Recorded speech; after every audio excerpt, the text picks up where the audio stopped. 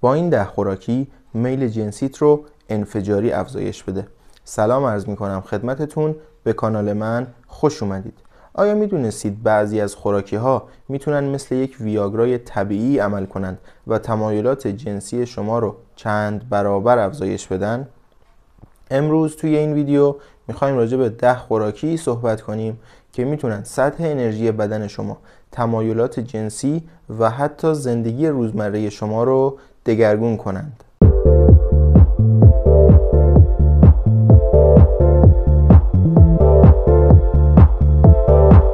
اولین خوراکی که میخوایم راجع بهش صحبت کنیم شکلات تلخ 85% به بالاست. منیزیم و فلاونوئیدهای داخل شکلات تلخ جریان خون درون بدن رو بهبود میبخشند و استرس رو کاهش میدن. همچنین ترکیب فنیل اتیل آمین داخل این شکلات ها حس شادی و هیجانات رو افزایش میده. اثر دومین خوراکی که میخوایم راجع بهش صحبت کنیم رو بر روی تمایلات جنسی ممکنه شنیده باشید. دومین خوراکی ما موزه. موز حاوی مقادیر زیادی از پتاسیم و ویتامین B که انرژی بدن رو افزایش میدند. همچنین حاوی آنزیمی به نام بروملینه که باعث ساخت و ترشح بیشتر تستوسترون میشه. در نتیجه آقایون با خوردن موز میتونن تمایل جنسی خودشون رو افزایش بدن. خوراکی بعدی آووکادوه. آووکادو پر از چربی‌های سالم و ویتامین ایه که باعث تنظیم هورمون‌های جنسی میشند. شاید براتون جالب باشه که بدونید در فرهنگ باستان آووکادو نماد باروری و شهوت بوده. پنجمین خوراکی فلفل قرمز و سیاهه. این فلفل‌ها به دلیل بالا بردن حرارت بدن باعث افزایش میل جنسی میشن. همچنین حاوی مقادیری از اندورفین هستند. اندورفین ها محرک میل جنسی به حساب میاند و این هم باعث افزایش میل جنسی شما میشه.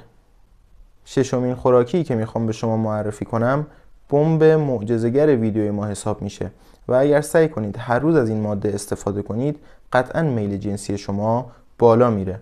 این ماده چیزی نیست جز خرما. خرما حاوی مقدار زیادی از قندهای سریع الجذبه که باعث میشه انرژی شما فوراً بالا بره. همچنین حاوی برونه.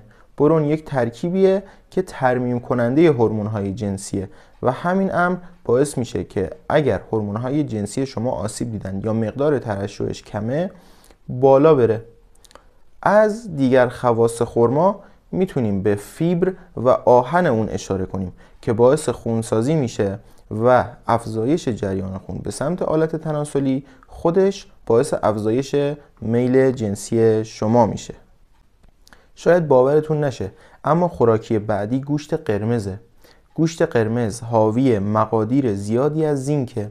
زینک پیش نیاز ساخت هورمون تستوسترونه. هورمون تستوسترون هورمون اصلی تنظیم میل جنسی هم در آقایان و هم در بانوانه.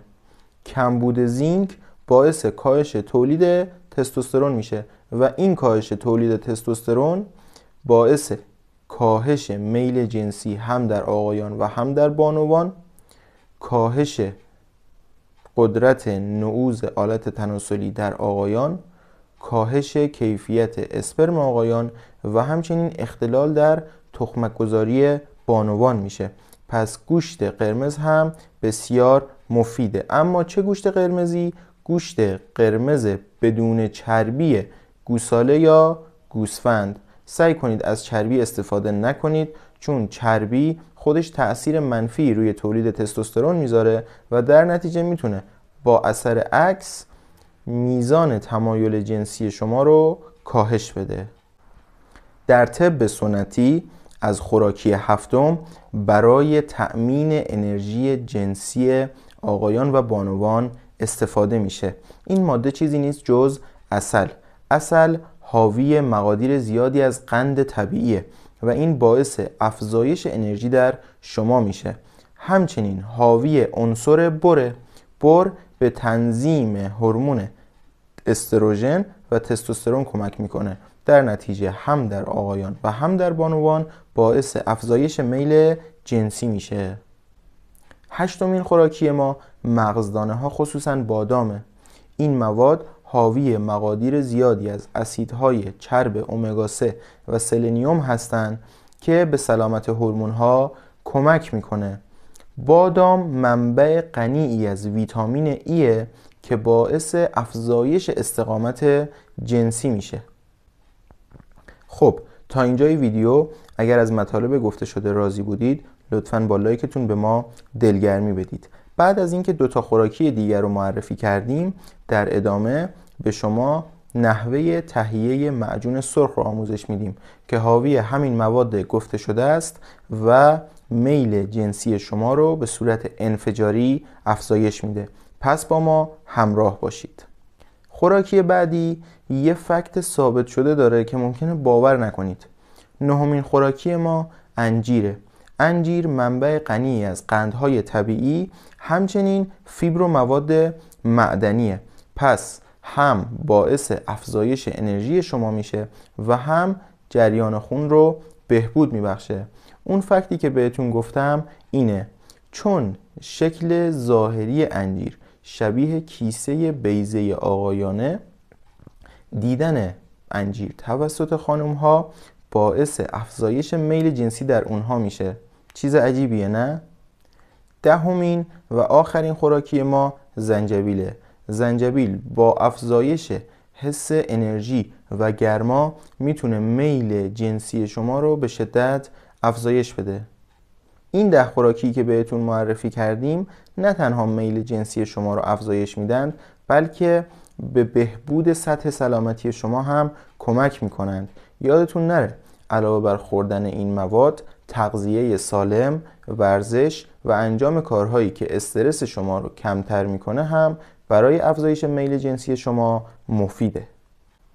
گفتیم که توی قسمت بعدی میخوایم نحوه تهیه معجون سرخ رو بهتون آموزش بدیم، اما قبل از اون لطفاً کانال ما رو ساب داشته باشید تا از ویدیوهای بعدی جا نمونید. به آقایون هم بگم یک ویدیو ضبط شده و بارگذاری شده قبل از این ویدیو راجع به غده پروستات، حتما اون رو هم مشاهده کنید.